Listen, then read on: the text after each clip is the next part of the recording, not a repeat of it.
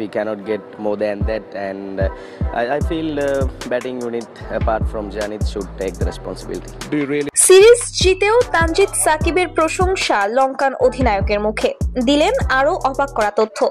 দর্শক, বিস্তারিত জানতে ভিডিওটি না টেনে সম্পূর্ণ দেখার অনুরোধ রইল।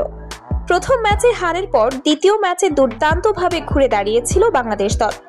ব্যাটে বলে নিয়ন্ত্রিত পারফরম্যান্সে জয় তুলে নিয়ে সিরিজের সমতা ফেরায় টাইগাররা। তবে সিরিজের তৃতীয় ও শেষ ম্যাচে ব্যাটিং বিপর্যয়ে পড়ে লজ্জাজনকভাবে হার মানে তারা।